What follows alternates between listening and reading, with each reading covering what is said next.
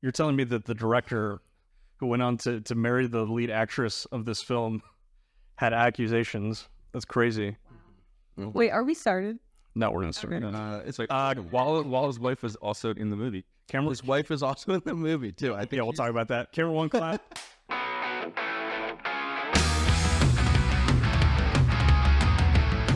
Welcome everyone to the Over Under Movies podcast, where we take a prominent figure of franchise of the world of filmmaking and ask the simple question: are they overrated or are they underrated? Did that in the first try.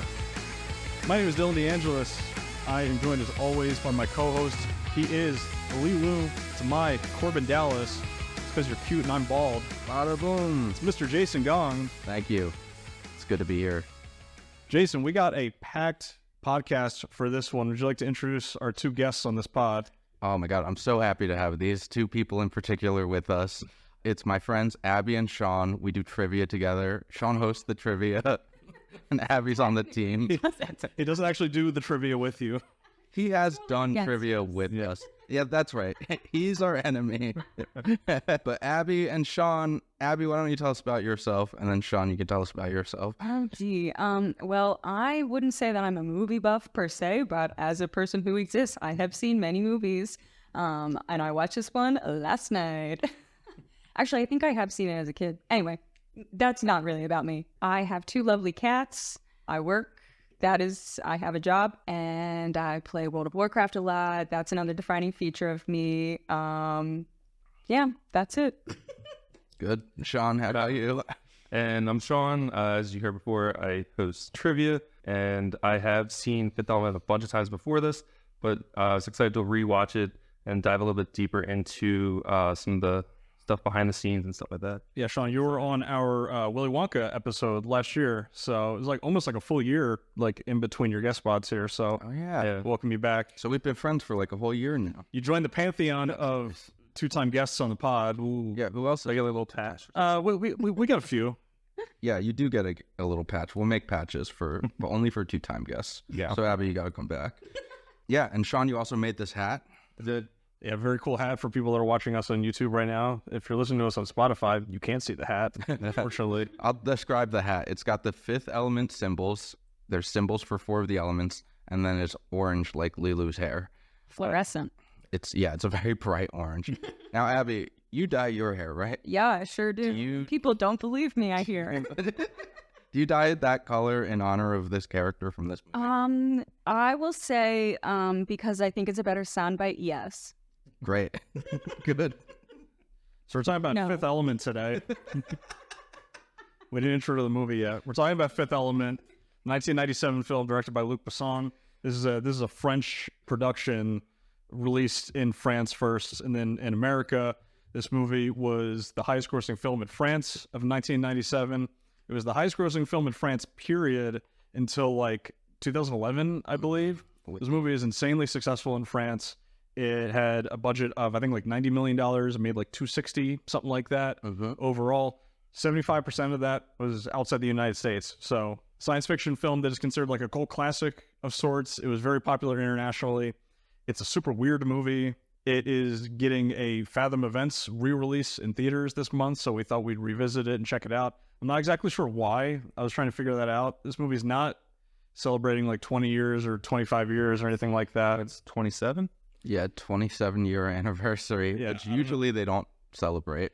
They're just re-releasing it just because, I guess. I don't know. Anyway, Jason, I'm a big fan of this movie. I know you guys are both fans of this movie, right? It was pretty good. Bearing the lead here a little bit, Jason, we found out in our screening last night, because Jason and I watched it last night in preparation for this pod. He was under the assumption that he had seen this movie before. I thought I saw this movie.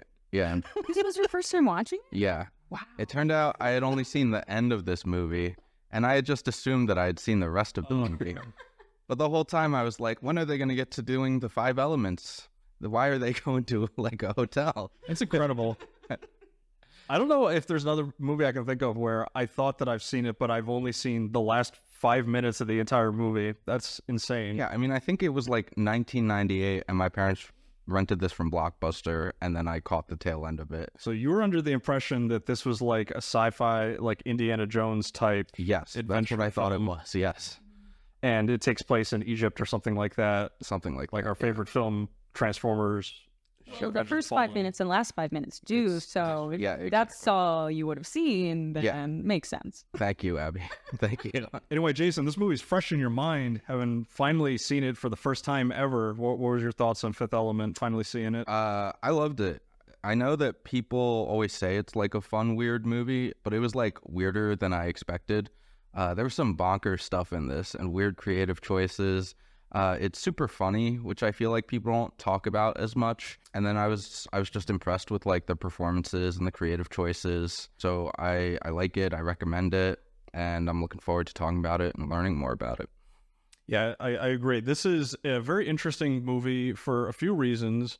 I mean, number one, it's an original science fiction film that has no sequels. It wasn't based on a book or anything like that. This was an original story that Luc Besson had been thinking of since he was like a teenager, and he started the script for this movie, and it eventually evolved into this film. So he started at what, it was like 16, I think it says, and then he finally did it. He was 38 when this movie came out, so he'd been thinking of it basically his whole life to make The Fifth Element, which is really funny because it's a science fiction film that is kind of dissimilar to a lot of other popular science fiction, which science fiction is a genre where you tend to see a lot of like philosophical or like societal messaging that they're trying to put in it, right? They're trying to talk about society in some way through the lens of this science fiction world. I don't know if this movie necessarily has that. This movie is really goofy. I think it has like a little bit of like a touch here and there, I guess more specifically at the end of like, she has her crisis of faith, which I will say the last 10 minutes of the movie, I think, are the weakest, but she has her crisis of faith of like, what's the point of saving humanity if this is what you do to each other?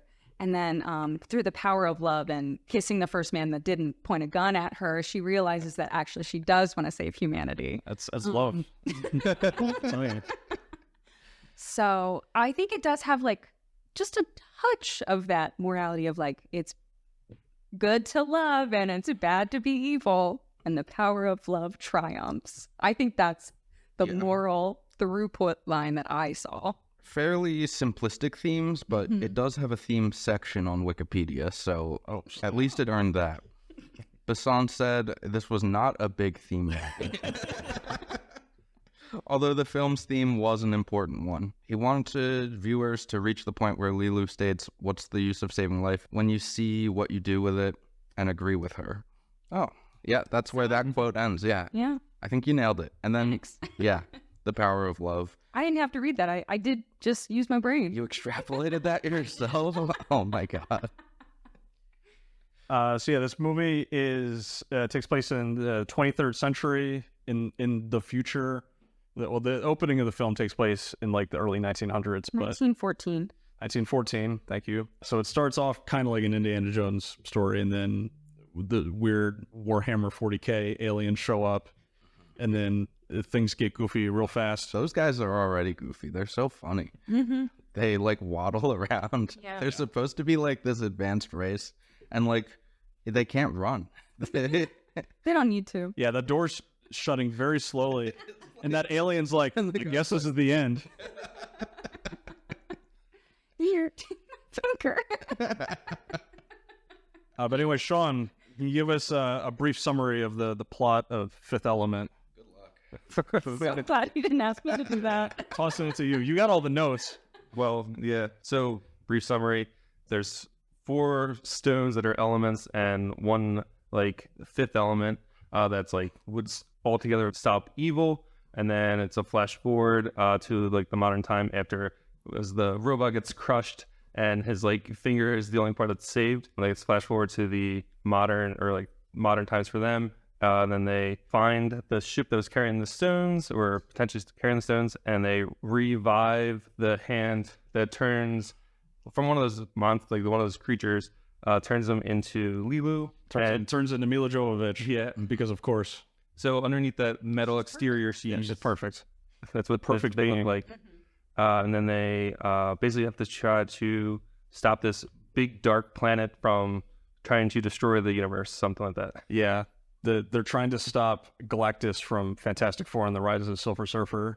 The bad guy's role seemed unclear to me. It's not important. It's just called the Great Evil, and its desire is to just destroy stuff. Yeah. Okay. Got it. and also make people bleed from their forehead specifically. Yeah, that part also confused me. There's It's just so, it's the overwhelming power of evil that makes them bleed. From the foreheads. there's many points of this movie where you go, oh, this feels like it was written by a 16-year-old.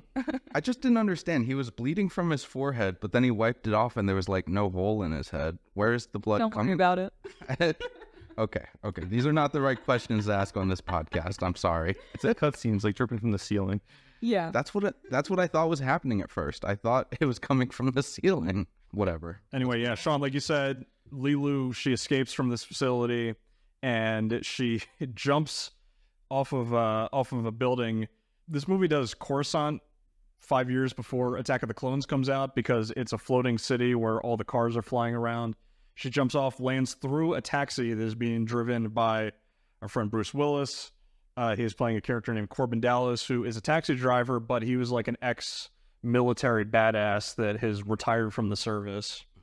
I do also want to point out another one of my favorite, I would say, plot holes is the fact that she falls through the top of the cab, but the seat of the cab cannot be fallen. Just fine. It's just the top of it. Yeah. Completely undamaged. And she's fine. Yeah, she's completely uninjured from a fall that Well, she's divine. should have just splattered her. Also, knowing that the wall was hollow is impressive. Yeah. Just jumping blindly through it. Yeah, she went right through it. Like, we have pretty thin walls in this apartment, and I still wouldn't go for that movement, I don't think. Yeah, you'd still hit a stud. Yeah. Also, you're not divine. I think we don't want to undersell that feature. Leeloo. But anyway, Korben Dallas looks at Leeloo and is love at first sight because she's pretty and she has orange hair. And he, in their like brief communication, even though they don't speak the same language, he figures out that he has to hand her off to Ian Holm, who plays Vito Cornelius, who is a priest who has basically taken on this knowledge that has been passed for 300 years since the opening scene of the movie. And he knows exactly what to do with her. Korben leaves them, and then we see other aliens and people who have an agenda to go after Leeloo and to go after the stones. This leads to all of our main characters going off on this like vacation to what's it called, Flotsam Paradise. Yeah, Flotsam Paradise. And that's run by, well, he's like the MC, right? Chris Tucker. Yeah. Ruby Rod. He plays a character named Ruby Rod, which I said Chris Tucker's only in this movie because Kevin Hart wasn't old enough yet to play the role. But this is Kevin Hart. He's basically doing Kevin Hart shtick, where he's super loud. He's so loud in this movie. Mm-hmm. And he's like full of cowardice, and he's kind of flamboyant. He's very flamboyant. character. Absolutely. The actor they won for that was they won Prince. But then That makes sense because he basically is Prince. yeah, there's like but a in a scheduling movie. issue, so that's why they didn't take it. Uh-huh. I read that Prince said that the character was too effeminate, and he turned it down. And so for Prince to say it's too effeminate, That's pretty funny. yeah. Because I was watching this, I was like, oh, this is Prince. I didn't know that little fun tidbit. I was like, this is Prince. Mm-hmm. But basically, there's some fight sequences, and then they blow up the ship, and then they have to get back to Earth before the death cloud planet thing, before the evil gets there. And then Bruce Willis says, "I love you, Milla Jovovich," and then they kiss, and then that defeats the evil. Yep. And that's the end of the movie. Thank God. Yeah, that's the only part I saw. And I was like, Second watch. I came in late. No, I saw the whole thing last night, but like before I watched that part, and I guess I just thought I saw the whole movie. Yeah, I gotta say, like, on the surface, the plot of this movie is like kind of not that interesting. We talked about it when we were watching it last night, that the progression of the plot is really weird. It's if you're comparing it to something like A New Hope, that's a story where you can really see that 3-act progression of the heroes and their adventure together. However, in this movie, you don't really get much of your main cast like adventuring around together. They're kind of all split up and doing their own thing for a lot of it. And honestly, I think it makes it like less enjoyable because you don't ever get to see, Korben and Leeloo and the priest. Like, you don't see them like all grouped together too much. They're usually like off on their own. Yeah, that's what I thought the movie was going to be, like this weird assortment of people doing an adventure together, but it wasn't. And then like the call to action for the hero doesn't happen till like halfway through. it's really bizarre. The pacing's strange. Yeah, I would agree. It's pretty slow moving in the first half and very fast paced in the second half. It's almost like having to do the heavy lifting of setting up this world first, which is usually something you'd see in the first movie of like a franchise. You'd be like, okay, we got to like set up this science fiction world. All science fiction worlds are confusing when you're first getting into them. So like, we're just going to like lay like the ground rules. This is what's up. You know, we got flying cars. We've got McDonald's drive-through that you can pull up to. You've got the multi-pass. That's how you swipe into buildings and stuff like that. However, again, this is just one movie. This movie is the entirety of the Fifth Element franchise. So it's interesting that they spend so much of the movie setting things up. And then we checked it. They don't get to Flotsam Paradise for first like hour and 10 minutes of the movie.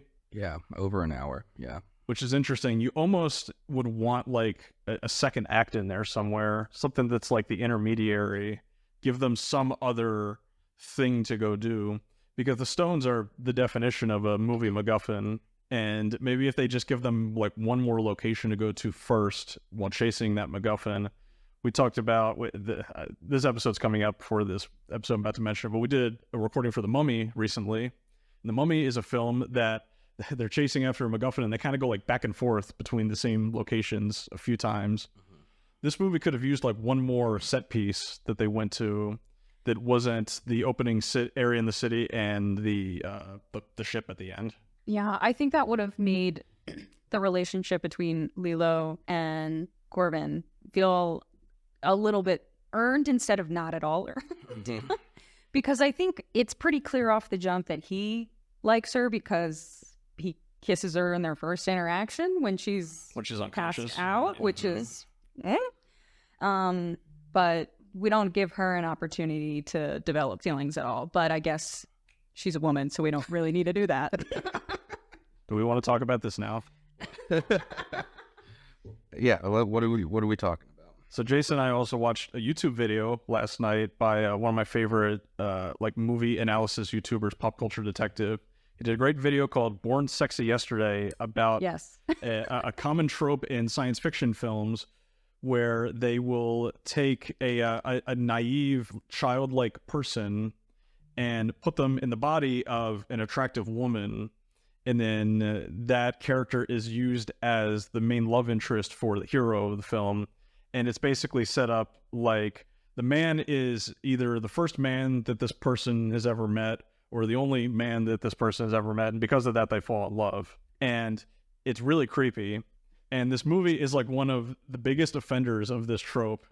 It's kind of wild. The entire love element of this movie is like kind of off-putting to me. It's the only part I really don't like. And there are several instances of this movie where Leeloo is like undressing in front of male characters, and it's clearly played for comedy because she's naive. She doesn't realize that you're not supposed to get naked in front of people. But to the viewer, obviously you're like ogling at her. So it's just weird. And the movie does it several times. And I don't know if there's a way you can justify it is like reasonable at all to the plot. It's just kind of a thing you have to accept in the movie if you're going to enjoy it. I don't know. What do you think, Sean? Yeah, I do understand like this like idea of this person who, again, like when you first meet Leeloo, she's like doesn't understand English or doesn't understand any like language that the characters can communicate, and so she just is like played off as like sort of not knowing what to do or not knowing how to interact. So it's such a like a trope that they're trying to like sort of address and use in the plot. And then yeah, it's like a weird premise to sort of like overuse for her character, even though like she becomes like this like strong like feminine lead for playing Leeloo. I don't know that I'm gonna have a fully formed thought, but I do feel like she has this concept where we're trying to toe the line for her of she's this intelligent divine being, but she's also essentially this sexy baby. So we're trying to somehow show that, you know, she's clueless, but also she's also this perfect divine being who is capable. It's just funny how they pick and choose what she's going to be good at, what she's not going to be good at, because clearly she's intelligent, doing these full sentences in her original divine language. And then we have her saying, please help, which she's smart enough to realize, like, please help means please help. And she's impressive enough to fight off a bunch of bad men, but yet always somehow needs to end up in Korben's arms. I think it's interesting. I think I personally would have enjoyed it better if Leeloo had been the hero of the story, because she's, I mean, it's named after her. She is the fifth element, but instead we have Korben Dallas, because people, I guess we want a self-insert character for the mostly male audience. Yeah, I don't really see why Leeloo couldn't have just been like fully formed and badass out of the gate, because she still has her memories from being like a divine being. They just kind of make her naive and not know how things work, which I don't really think would be true of like a spacefaring alien race. I think they would already know about stuff like war, and I mean, they know they're the protectors against the great evil. They should be familiar with the concept of war and evil. There's definitely a version of this movie where she gets revived at the beginning and is immediately cool and badass, and Korben falls in love with that version of her. And I think that would have worked better, or at least have held up better, like in today's times. I can see why they wanted to go the other way, I guess. I mean, if the director had been writing this since he was 16, I'm sure a 16-year-old male brain is gonna come up with a little, more base ideas in that sense. Yeah, and then I guess he didn't update it since he turned... I mean, this director, he married a 16-year-old when he was like 30 or something. Oh. Burying the lead. Ugh. Yeah, and then he cheated on her with Milla Jovovich. And marries her. Yeah, when she was 19, 20. And that's the actress that she plays the diva in The Fifth Element. Yeah, she's really good. The opera singer.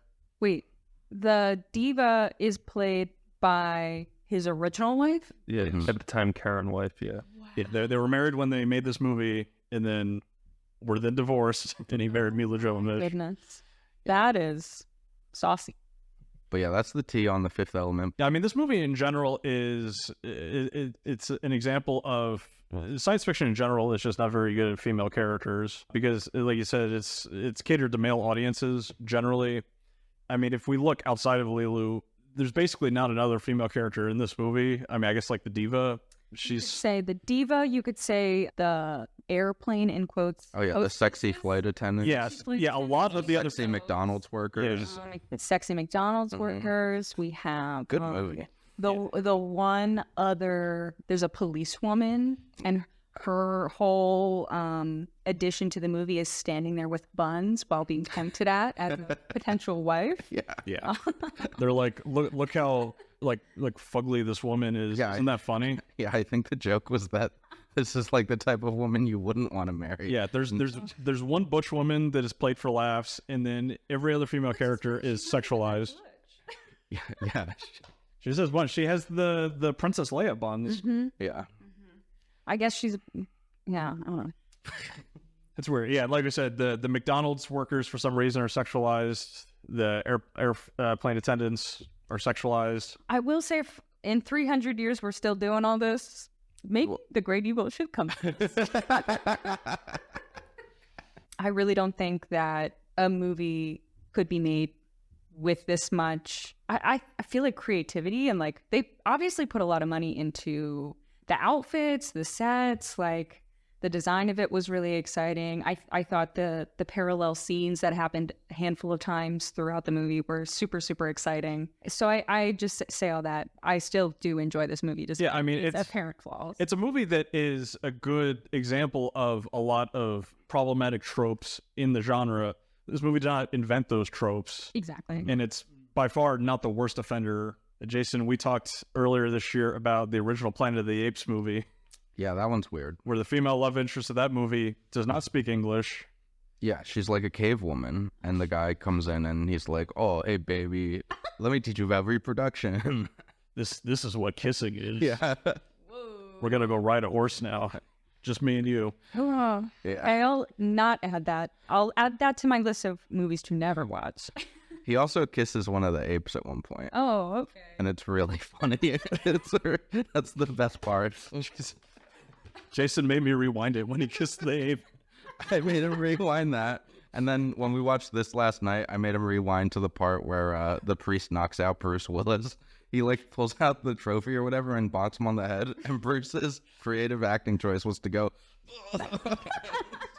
like flops like he was electrocuted. Yeah, it's so good. But what do we think of Bruce Willis in this?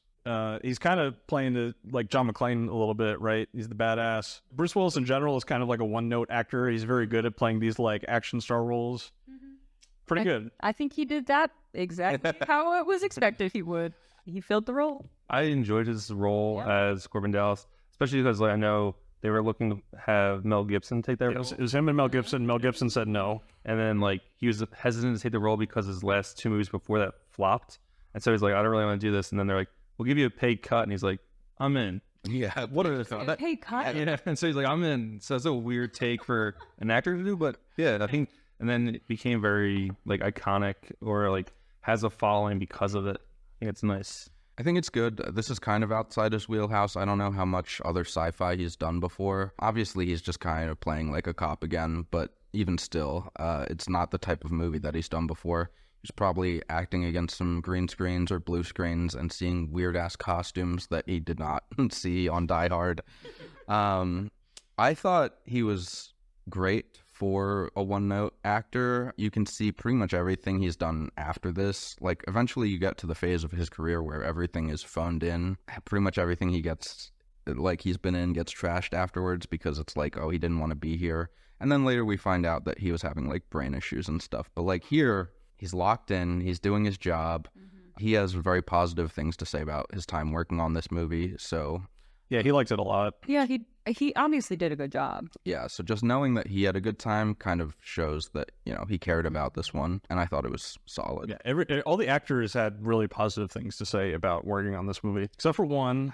Yeah, It's the one actor we haven't talked about much yet. Gary Oldman? And that's Gary Oldman, who plays Zorg, who is like a corporate like weapons manufacturer who is working with the great evil, I guess, or the evil has like power over him or something like that, and so he's like doing his bidding. His boss. His business boss. It's not super clear. It's not important. But the first time we see him, he is selling this like mega gun that does everything to these aliens. Dude, it didn't make sense at all. I feel like that's the definition of or the gun that doesn't go off, or whatever the trope is. I'm so sorry. Chekhov's gun. It's like they show this gun, you expect he's going to use it, and then he doesn't. He doesn't. That was my favorite sequence, was them showing off the cool gun. Yeah. I thought it was so well put together. Yeah. It was underutilized, though. This movie does buck the trope of the protagonist gets away in like an air vent, and then the enemy's like shooting up at him. He actually gets her in this movie. Yeah. She's like dying up in that air vent, so yeah. Bruce Willis goes and gets her. Yeah, I thought he was great. This was like his campiest performance I think I've ever seen. He's like normally such a like serious actor. He's one of those types that gets Oscars for being a serious actor. And here you can see he's really cutting loose and having a good time. And yeah, he's pretty goofy in this. I said that this would be Walton Goggins if this was made today. yeah. He really made it a likable villain. He's just so silly and like, I don't even want to say cartoonishly evil. Like, he's obviously evil, but he's evil in the way that's like, man, you're kind of funny. Yeah, he's just a goofy guy. Yeah. And since it's really unclear what his motivations were working for the great evil. I would say there's that one scene where he says that sometimes you have to make a mess so that these lovely, beautiful things can clean it up. Right. Okay. So that people can do the job of cleaning it up. So his motivation is creating chaos so that other people can have jobs. Oh, so Which is funny pretty because altruistic. The great evil just wants to kill everybody. So I think he's mistaken. There's a miscommunication there between him and the great evil. I read See that the great evil would be a liar as well. I read that canonically the great evil was just paying him with money. That's what I read. Yeah. That's the best explanation.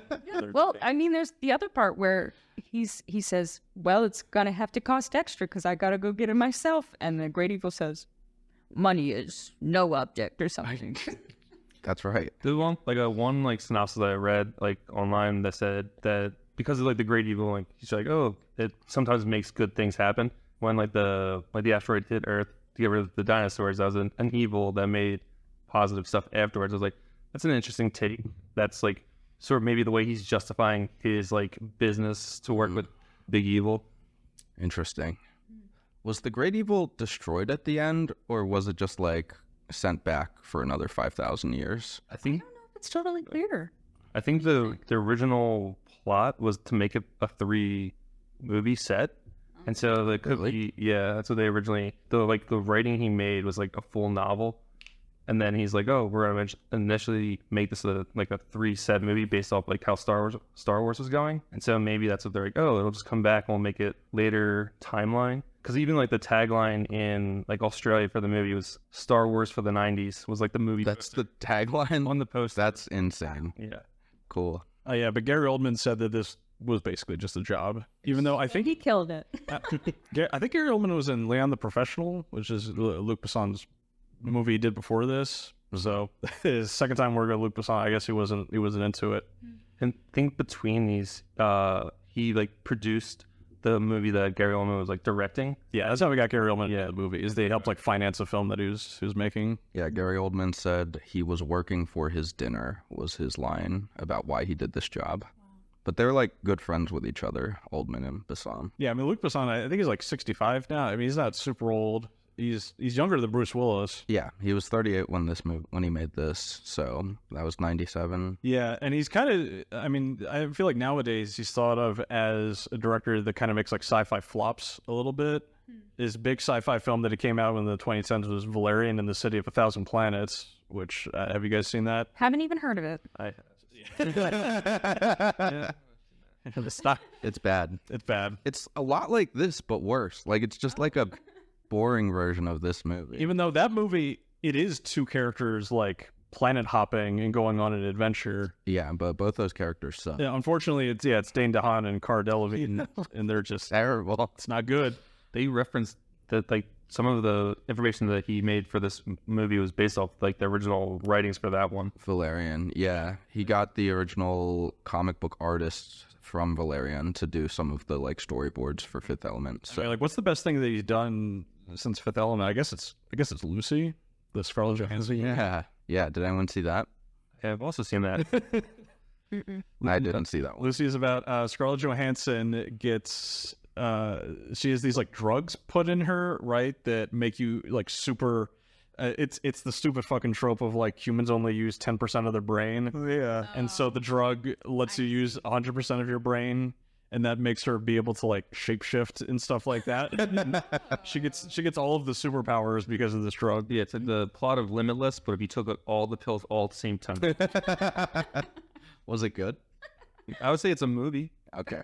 Wow, that's a glowing review. It's unintentionally funny in several places, which I've seen that. So the Fifth Element, like people that don't like it will sometimes put it on the so bad it's good trajectory, where they go, this movie's super goofy and I think it's bad, but that kind of makes it good a little bit. Even though I think people that do like the movie have similar feelings about it. That yeah, it's goofy, so it's good. It's like eating candy. Like you're not expecting it to be substantive. You're just there to have fun. Mm-hmm. And I think it does that. I could watch this again today. Yeah. Honestly. Like speaking about this movie in depth upon like talking about its importance on the intersection of science fiction and feminism as depicted in film and TV. That's not what the movie is designed for. It's just designed to be like goofy sci-fi stuff that Luc Besson wrote when he was a teenager, and he wasn't thinking too deeply about that stuff. Though I was clearly. Yeah. Well, I was reading actually his earliest draft of the film. It took place in the year 2300, and the hero's name was Zaltman Blairos, later renamed to Korben Dallas. Much better. He wins a trip to the Club Med resort on the planet Flotsam Paradise in the Angel constellation. There he meets Leeloo, a sand girl who has the quote beauty of youth despite being over 2,000 years old. So the guy he was writing the trope before he even knew about it almost, which is kind of impressive. I wonder what sand girl Leeloo would have looked like. Probably not different at all. Luc Besson, definitely a big Dune fan, right? Yeah. Interesting movie. I had a lot of fun with this. For anybody that's listening and hasn't seen The Fifth Element, it's a very goofy movie, and it's a fun movie to kind of like put on the background because there's just some weird stuff that happens in the movie, and it's one of those films that, like, if you're at a party or something, or you're like hanging out with your friends, there will be sequences of the movie where everybody will stop and just look at the screen because, like, what the hell is happening right now? Yeah. I am surprised they didn't make more of these. I mean, it made enough money that it was profitable. Everyone except Gary Oldman had a good time making it, and he dies. Spoilers. Spoilers. Yeah, so why do you guys think they never really made a Sixth Element? That's a great question.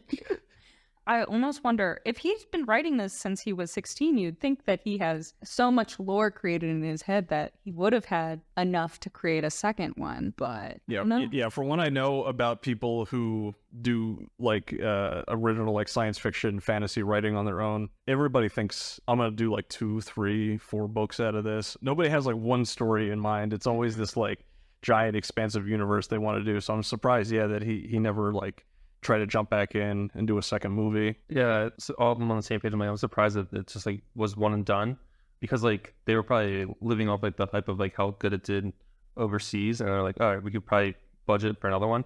Since I know the first one, like it was like really struggling to get funding, and so as you probably like, I'm not gonna hassle with doing this again. I think if it came out like relatively frequent, like right afterwards, before like the cult following happened, it probably would have been okay. Doing it now would be a little rough. Yeah, I mean, they couldn't do it now, obviously, because Bruce Willis has dementia and he like can't act anymore. So they'd have to like go in a completely different direction, or they do like a soft reboot or something like that.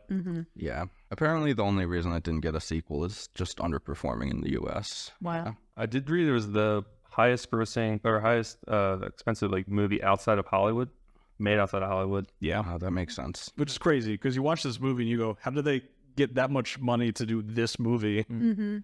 Yeah, pretty wild. Jason, we now have to figure out an objective score for Fifth Element before we get into our overrated, underrated segment. Yeah, so let's look at some of the critical reception here. Like we said, this movie was kind of divisive among critics when it came out. It currently has a 71% approval rating on Rotten Tomatoes, with an average score of a 6.4 out of 10. I think the audience rating is just a little bit higher. And then on Letterboxd, which we generally use more, it has a 3.8 out of 5 stars. Tends to be on the higher side for Letterboxd. Yeah, I will say, I think it's a good movie that doesn't stick the last 10 minutes. Well, when I was a kid, I was like, whoa, these 10 minutes of movie that I'm watching are awesome. Yeah, it's a little anticlimactic. I don't like that they turn it into love defeats the evil at the end of that movie. The Fifth Element is love. That's crazy. Cool. Yeah, so 3.8 out of 5 stars is the Letterboxd rating, Dylan. 3.8. That's really high. So this is People gonna like be this tricky. now. Which side do you want to go? It doesn't matter. I like this movie, but I could also just talk about how it doesn't make any sense. I'll do overrated. I'm feeling it. Jason, gonna give you the job of saying that The Fifth Element is underrated. What is the pitch? You know what? There are some people out there who think they've seen this movie, but they haven't. And they don't know what they're missing. You know, they only see certain scenes in Egypt, and they're like, oh, this looks like a movie about Egypt, but I've seen those before. Let me tell you, you have not seen this movie if that's what you think this is. This movie is funnier than expected. All of the characters are super memorable. They've all got really cool like visual designs, as well as like they're all distinct. So like Ruby Rod, you're like, that's wow, all-timer, one of my favorite characters from cinema. And then you look at like Gary Oldman and you're like, wow, all-timer, one of the greatest villains of all time. You can make that argument for various characters throughout this movie. I would say maybe except for Korben Dallas. Except for Korben Dallas. Just a white guy He's just wearing an outfit I don't remember. Yeah, I don't know what he was wearing either, and we just watched And I it. can even say that I remember what the priest was wearing. So that's pretty funny. But yeah, the sets were beautiful, weird. The whole movie's just beautiful and weird, and I think that's really what makes it special. I think this movie still kind of underperforms in the U.S. You know, I know you guys were excited to talk about this, but I don't know if like all of our friends have seen The Fifth Element. I bet if we polled our trivia group, maybe none of them have seen The Fifth Element. Maybe Dan. Maybe Dan, but I don't know. I don't saw think this as a kid, which is crazy to me because she's naked multiple times. But I know that I have seen this before, but it's been at least a decade. Yeah. Yeah. I mean, I had older brothers, so maybe they put it on. I watched it with them. I really don't know. Yeah.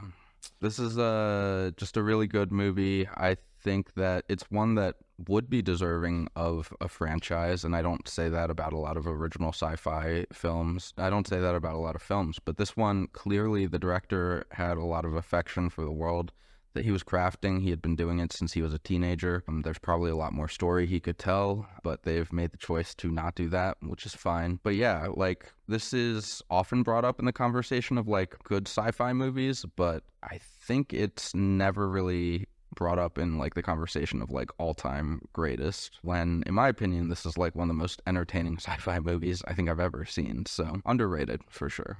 Cool. So I have the overrated argument. Again, 3.8 out of 5 was our baseline here. So I'm saying that its average is lower than that. And I think I gave it a 3.5 out of 5 when we rewatched it yesterday.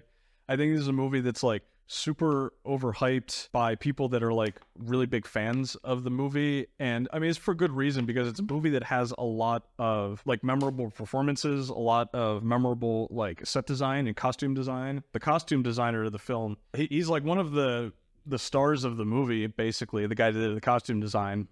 I would agree. This movie is cosplayed like crazy, despite the fact that it's this niche cult classic science fiction movie from 1997. I do have a fun fact. Ice Spice of recent fame was Leeloo for this most recent Really? scene. Yeah. That's really fun.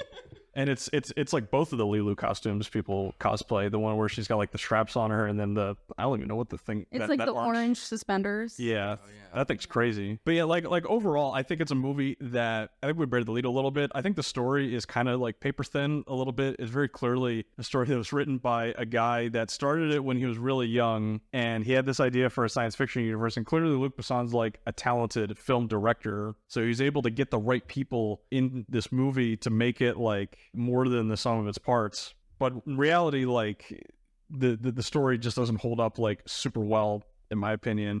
It's something I think we noticed a lot last night when we were watching it. We were like, it's kind of slow at the beginning. It's crazy how long it takes until we get to Bruce Willis. I was surprised at that. There's like that whole sequence with the president, and he's like sweating too much, and the ship gets blown up. He's very stressed out. And then we get to Bruce Willis like 20 minutes into the movie, and then we don't get to Flotsam Paradise until like 70 minutes into the movie. And then that gets resolved like kind of quickly. They just have like one action sequence. The end of the movie feels like the end of the second act. This is one of very few movies, Jason, that I would say maybe it's a little too short. Yeah, you think it could have gone longer? This movie's like a hair over 2 minutes. 2 hours. Too short. This movie's a hair over 2 hours. I would say like maybe like 2 hours, 20 minutes. You can make something pretty solid out of this. I'm guessing, I don't know this for exact. I'm sure Valerian in the City of a Thousand Planets is more in that like 2 hours 15, 2 hours and 20 minutes range. For anybody listening to this on YouTube or whatever, feel free to fact check that in the comments. No one cares enough about Valerian. Movies over 2 hours, a little bit like in the late 90s. Was that still like considered an obscenely long movie? Because I know recently we've moved into... I would say it's pretty long. We've done a lot of movies this year that... From 99. From 99, because 99 films are 25-year anniversary. And yeah, a lot of them sit in that like hour 40 to hour 45 range. So a 2 hour film is kind of uncommon, and especially for a film that... Yeah, this movie is really expensive to make, and it was made outside the United States. So yeah, I think it's an accomplishment, but I think it's a movie that people talk about a lot because it's a cult movie. And I think it's okay that it's a cult movie, and it's not like objectively very highly scored because of that. But what do you guys think? Which end of the spectrum do you guys fall on, overrated or underrated?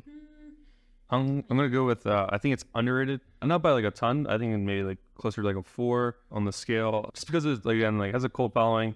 And a lot of people might not have seen it, but it also like has gained a lot of like attraction because they brought in like comic book designers to do like the set designs, and like they brought in like a high-end designer for the outfits. Like all the background actors are all like custom-made outfits, so like everything was like really thought out, and like all this time and thought goes into like all these sort of like minuscule effects that are like should be acknowledged. Like it was also the most expensive or like the largest like indoor explosion. The one they do on the Flotsam Paradise, and like all the hallways like an actual effect. There's like no that's not like CGI at the time, and like doing all that kind of stuff makes it like interesting and dedication to like the craft of it. I think it's like sort of underrated for that. It also had 2 video games came from it. That's true. There's like a PS1 game which was like very terrible, and then there was a like one called New York Racer, and there was like where you're the flying taxi, and it's based off of Korben Dallas's car. Incredible. So I do think there's like stuff that just didn't get as much boost like in the post movie aspect of it, like the video games or like the making of a franchise, which could have led to more of a mainstream following. But I think it's a little underrated. Yeah, the movie has a decent amount of practical effects. You see that flying car section, you think that that's like completely CGI. It's not. There's a lot of miniature work going on in there, which is pretty cool. Yeah, a lot of green screen with like the one where he gets like the food delivered. Like that's like an actual like that was cool.